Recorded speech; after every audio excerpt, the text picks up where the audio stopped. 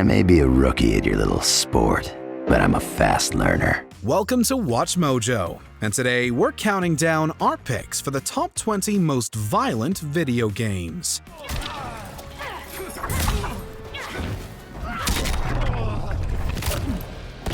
For this list, we'll be looking at standalone games or series that are filled with more blood, guts, and gore than any others. What's your favorite bloodthirsty game? Let us know in the comments. Number 20. Phantasmagoria.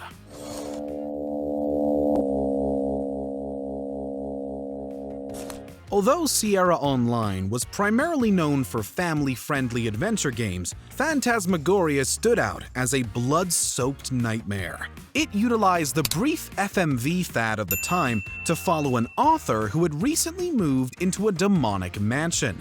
By exploring, players would experience twisted visions of the mansion's past while dealing with the demon tormenting them. Naturally, seeing such violent content with real actors, including a rape scene, drew a lot of controversy. Australia refused to rate it, while some American retailers refused to carry it. Still, it was a financial success, prompting Sierra to release a sequel in 1996, Phantasmagoria: A Puzzle of Flesh. Number 19. No More Heroes series.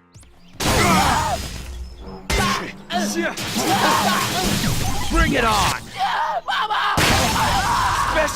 In this over-the-top anime-infused series, Travis Touchdown uses a beam katana to slice through foes, resulting in comical geysers of deep red. Throwing a monkey wrench into the Wii's family-friendly image, the original No More Heroes tasked players with murdering their way to the top of the world's greatest assassins. When not removing limbs from goons, you'd be confronted with consistently more insane boss fights. Its sequels have only managed to increase the levels of violent absurdity. No More Heroes 2 gave Travis an even greater number of assassins to work through, while the third entry put him up against actual superpowered aliens. No matter the enemy though, their demise was always brutal.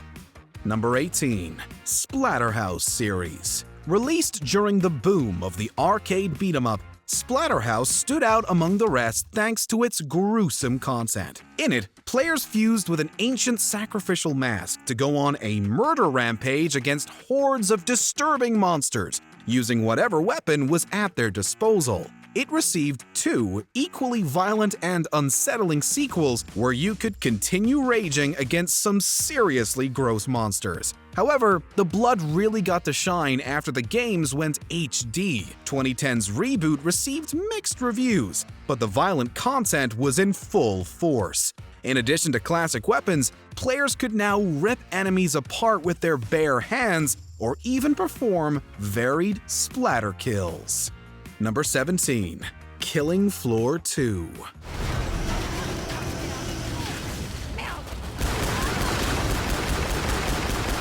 Tripwire's Killing Floor 2 is like if you took Call of Duty's Zombies mode and dialed up the gore factor to 11. Players can join up to 5 others to face progressively tougher waves of horrifically mutated creatures called Zeds. With a variety of classes and weapons to choose from, there's a lot of fun in testing which ways you want to execute hordes. While foes naturally trickle in at first, your screen will soon be filled by waves of crimson as disgusting squelches and groans ring in your ears. However, with plenty of special classes among the enemies and some pretty gnarly bosses, you'll have your slaying work cut out for you.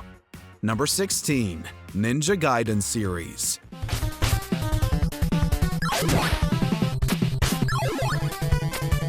The original Ninja Gaiden games were brutally tough, but not actually brutal. But when Team Ninja revitalized the series in 2004, it came with the savagery to match the challenge. As long as players could stay alive, Ryu could dispatch foes with his razor-quick sword slices, turning them into blood fountains in the process. Its levels of violence, particularly its inclusions of beheadings, caused it and its re-release Ninja Gaiden Sigma to be censored in certain locations. Still, the sequel featured a mechanic that weakened enemies by removing their limbs, and the third included slow-mo kills so you could bask in all the nasty detail. Hey, no one said the way of the ninja was peaceful.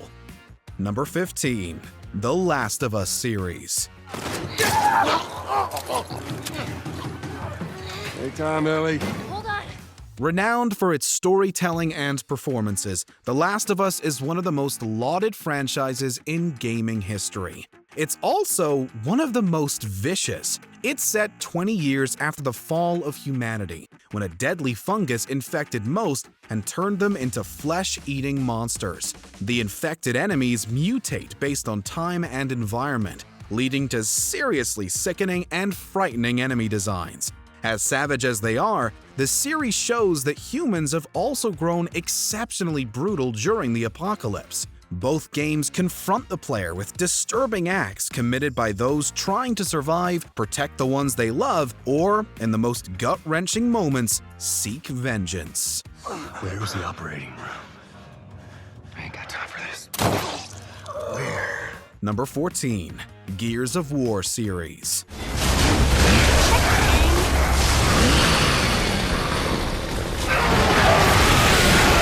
The original Gears of War became a wonderful Xbox exclusive thanks to satisfying cover-based combat and buckets upon buckets of blood. Only natural for a game that lets you tear into enemies with a chainsaw bayonet. Since then, the series has only improved in ways that you can dismantle opponents and just how gory it looks. The series chronicles humanity's fight against the subterranean Locust Horde, which has committed some pretty nasty acts throughout the series. While the story can get pretty dark, gameplay is ferociously fun, as you can use all kinds of weaponry to turn your enemies into mush. Moreover, most of the games include co-op, so you and a friend can have a bloody good time. Number 13. Wolfenstein series.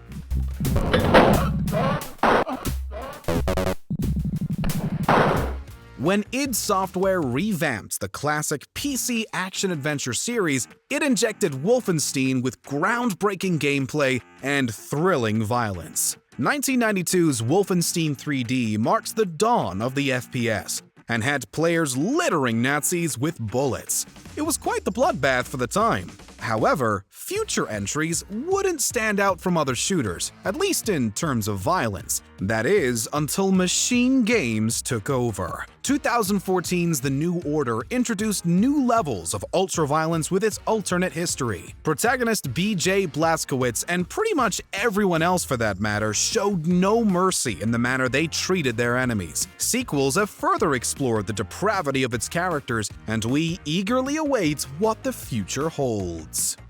Number 12. The Darkness series. Ah, you fucking ass!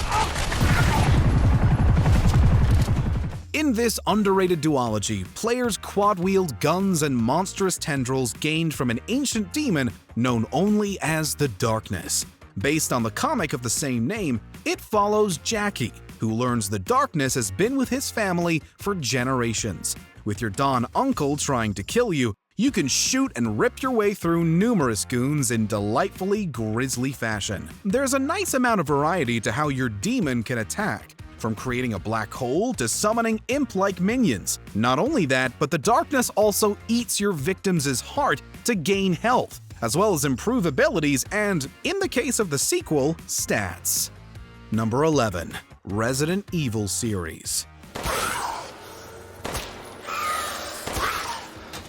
Since the first game's release in 1996, Resident Evil has grown into a franchise known for freakish enemy designs, terrifying thrills, and a whole lot of blood, guts, and gore. While going back to older installments might not be that impressive, modern entities are case studies in how to make your stomach churn. Both 7 and Village overflows the bloody sequences not meant for the squeamish. Moreover, Capcom has done extremely well with giving those older entries a new coat of red paint and bringing them into the modern era. Despite some dips in quality, the series has never shown any signs of slowing down, and we've probably got plenty of violent years to come. Number 10. Harvester. My losses to the dead are substantial. Hopefully the bake sale will offset some of them. Like Phantasmagoria, DigiFX Interactive's Harvester brought realistic violence to the player through FMV. And while it wasn't as financially successful, it definitely had enough blood. In the game, players control the amnesiac Steve and explore the twisted town of Harvest. While piecing together the mystery, you'll perform tasks for the townspeople that seem normal at first, but which have increasingly more violent outcomes. It isn't long before the game descends into cult territory, cannibalism, and other barbarous atrocities. The game was outright banned in Germany. When a known psychologist and author compiled a list of the most violent games around Harvester's release, producer Lee Jacobson argued for its inclusion. At least he knew what his product was. Number 9. MadWorld. Smashing it. That's a pretty big shot golf term. You play a lot? Never. Let the boys out there. Smashing it. If No More Heroes besmirched the Wii's family-friendly image, then MadWorld was like a sin on holy ground. Immediately bringing to mind Frank Miller's Sin City, the entire game is stylized in black and white, except whenever you kill an enemy, of which there are plenty. Set in a city that's been turned into a blood-soaked reality TV series, players must rampage through groups of goons and ridiculous bosses to make it out alive. Whether you're using Jack's chainsaw arm or the countless pieces of environment designed specifically for killing, comical amounts of blood gush from every single encounter. Some kills even come with motion controls, adding a small touch of interactivity to the mayhem.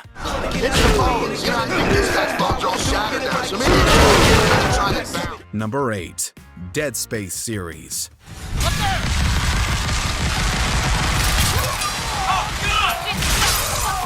Horror games don't have to be violent, but in the case of some, it certainly helps. The original Dead Space took the horror gaming community by storm in 2008. Set inside a once nicely populated mining ship, players navigate dimly lit corridors where the vicious necromorphs lurk. All of them are the stuff of nightmares, and most of them can only be defeated by removing their limbs. That means a whole lot of slicing, blasting, and blowing off chunks of them, which of course results in piles of gore. Sequels found creative ways of showcasing newfound horrors, like Dead Space 2's infamous eye surgery scene, and returning to the original was made all the more graphic by the 2023 remake.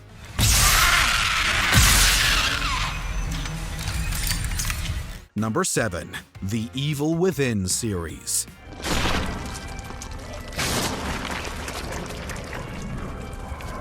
Coming from the mind responsible for Resident Evil, it seems Shinji Mikami wanted to top his work for Capcom and how nauseatingly violent he could make The Evil Within.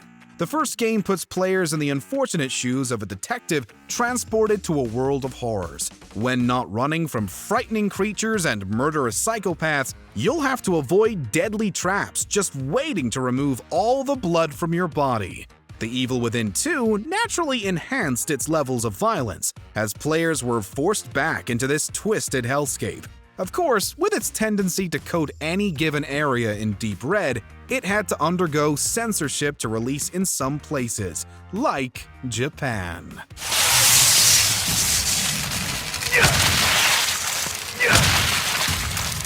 Number 6. Manhunt series.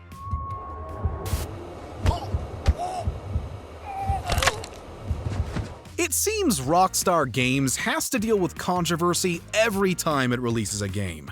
While Grand Theft Auto is usually the one in the news due to violent content, It's got nothing on Manhunt. In the first game, you controlled a death row inmate forced to kill to survive in a series of snuff films. With an emphasis on stealth, you could perform different levels of savage executions. The sequel had you play as an escaped mental patient with improvements in graphics and gameplay, making things all the more ferocious. Both entries drew significant backlash. Manhunt 2 was even refused classification in certain areas and rated as adults only in the US until Rockstar significantly censored it. Who's next? Come on! Bring it! Bring it! Number 5. Chiller.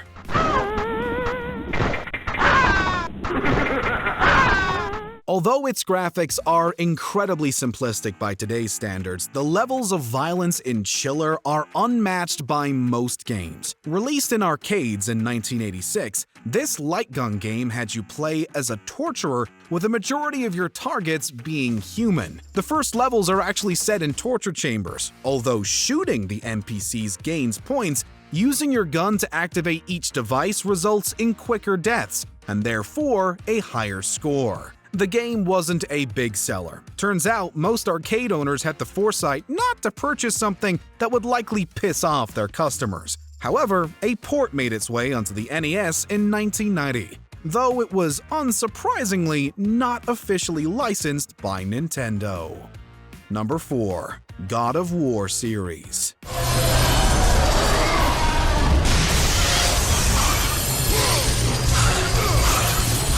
When God of War debuted in 2005, players were stunned at just how brutal Kratos could be.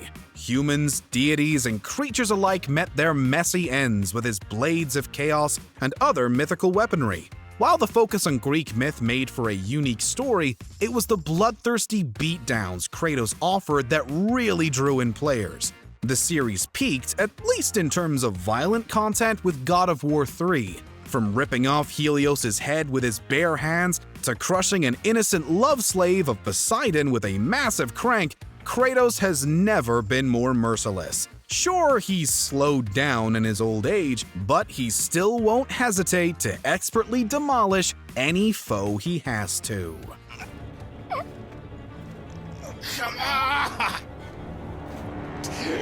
Number 3. Doom series. After releasing Wolfenstein 3D, id Software took another monumental step forward with the FPS in 1993's Doom. The simple premise placed players at the last line of defense against demons from hell, utilizing all manners of firepower to blast them to pieces. It was a major hit, receiving expansions and sequels throughout the 90s. We love a little retro gore, but the series didn't reach peak brutality until the 2016 reboot opened up the floodgates. As the Slayer, players could rip, tear, shred, blast, and ignite demons to their heart's content as disgusting sound design and awesome heavy metal blared alongside them. It reminded everyone how vitally violent Doom is, making room for an additional bloodbath in 2020's Eternal.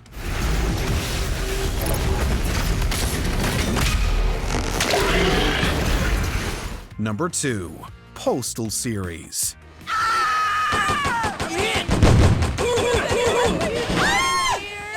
If an entire series is named after a term that refers to mass violence, you can bet it's pretty unsettling.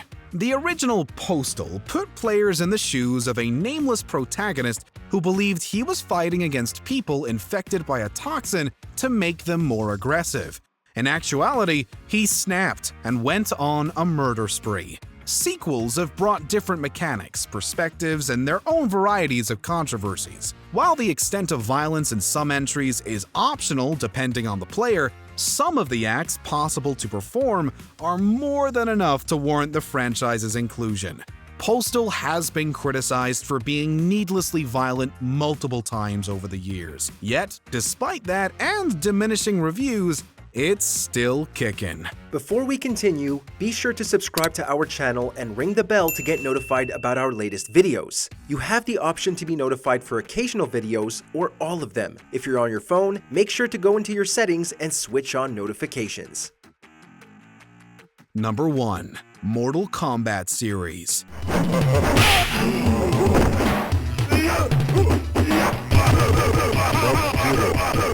Honestly, there's no series more deserving of the crown. When Mortal Kombat released in arcades, it sent a wave of change throughout gaming. Players couldn't get enough of the gory moves, while parents were stunned by the graphic violence. It eventually led to the founding of the ESRB and has shown almost no signs of growing any family-friendlier. Immense amounts of gore are built into its DNA, and the franchise still upholds that legacy all these years later. Some entries bring new mechanics, such as special X-ray attacks that show just how painful fighting in this competition must be. While the controls are great, it's the fantastical carnage that has made Mortal Kombat a decades-spanning hit.